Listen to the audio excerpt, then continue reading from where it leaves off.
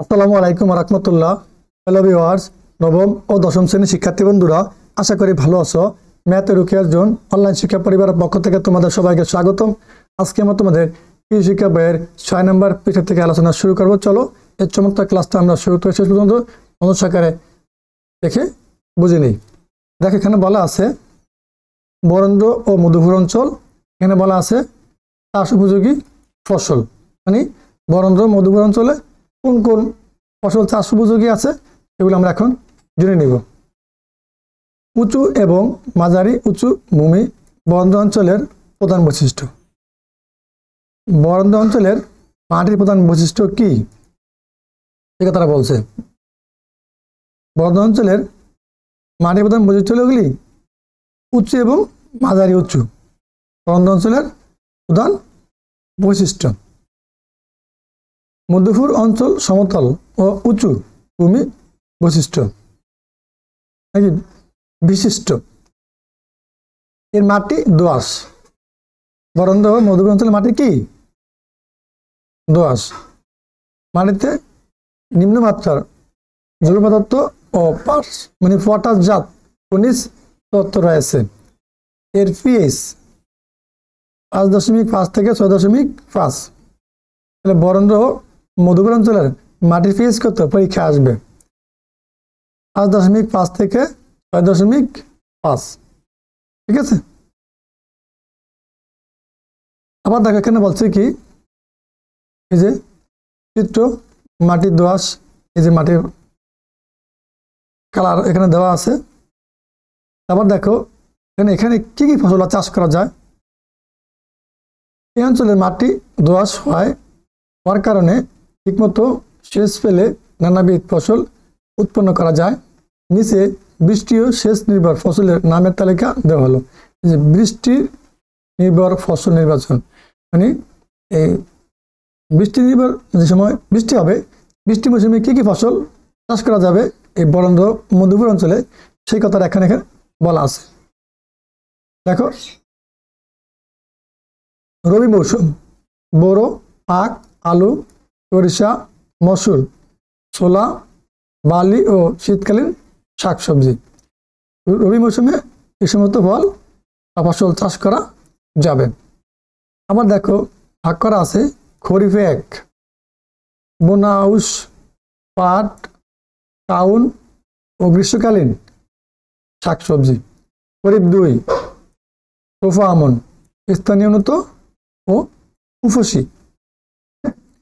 তাহলে বৃষ্টি নির্ভর ফসল নির্বাচন, একটা হলো রবি মৌসুম, নাহলে খরিফ 1, নাহলে খরিফ 2। ঠিক আছে। এখন আসলে আমরা এই সেচ নির্ভর ফসল নির্বাচন কিভাবে করব, কোনগুলা। দেখো, রবি মৌসুমে কি হয়, সেচ নির্ভর ফসলের ভিতরে আখ প্লাস আলু, গম, সরিষা, চীনাবাদাম, মসুর, টমেটো, বাঁধাকপি, ছোলা, শীতকালীন শাকসবজি। এগুলো কি সেচ নির্ভর ফসল।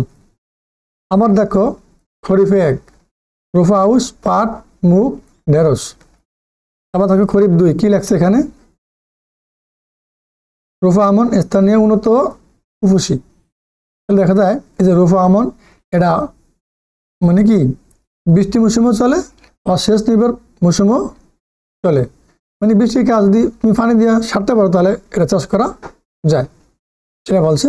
এখন দেখো, আমরা গেল কি মধুপুরও কি বলছি, বরেন্দ্র মধুপুর অঞ্চলে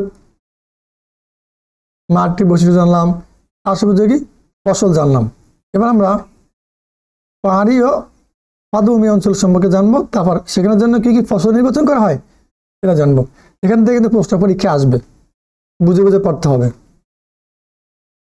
এই অঞ্চলের 90% বেশি ভূমি উঁচু।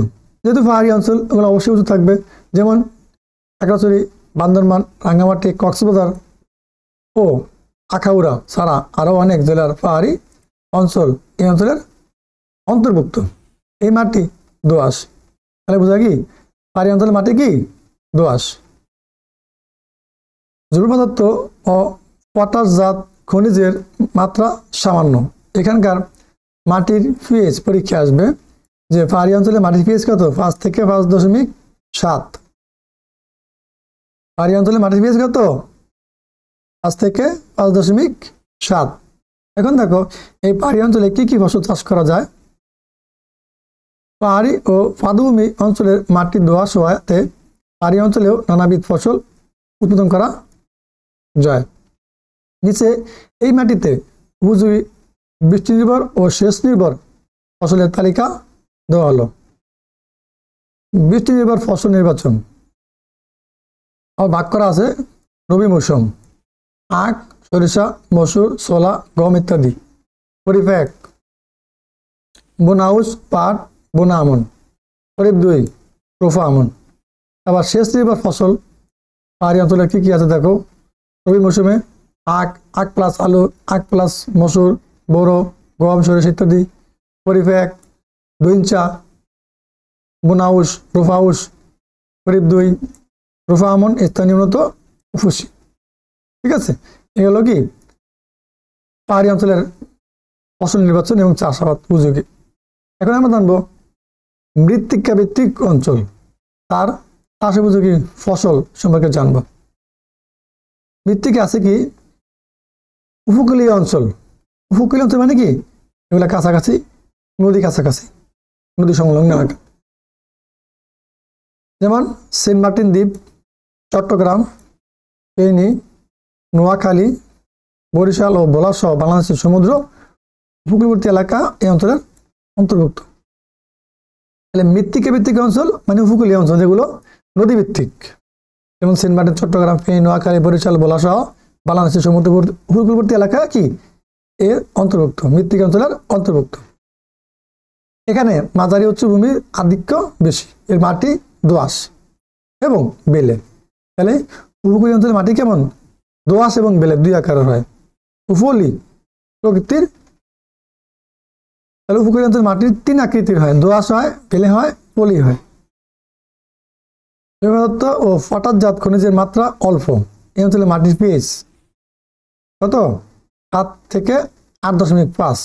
চমৎকার, খেয়াল করো যে উপকূলীয় অঞ্চল বা মৃত্তিকা ভিত্তিক অঞ্চলের মাটির পিএইচ কত?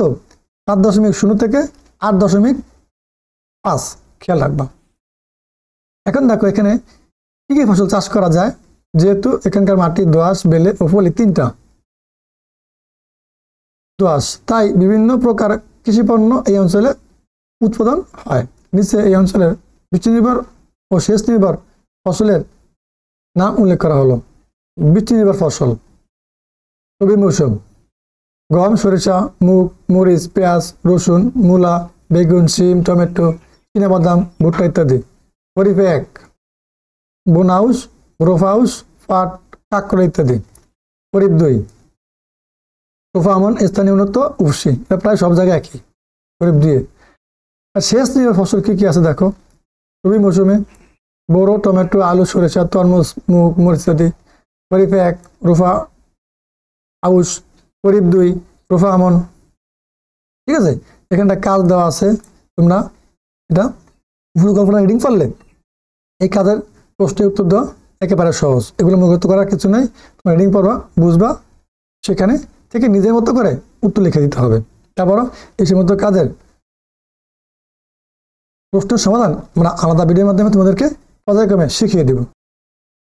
শিক্ষার্থী বন্ধুরা, আজকে আলোচনা এতটুকু ছিল। চমৎকার একটা ক্লাস, তোমার শুরু তো শেষ পর্যন্ত মনোযোগ সহকারে ক্লাসে দেখা, আশা করি ভালো লাগবে। পর্যায়ক্রমে তোমাদের সকল বিষয়ের ধারাবাহিক ক্লাস আমাদের এই ম্যাথমেটিক্স জোন ইউটিউব চ্যানেলে পেয়ে যাবে, সেখান থেকে দেখে নাও। সবাই ভালো থাকো, আমাদের সাথে থাকো। আল্লাহ হাফেজ।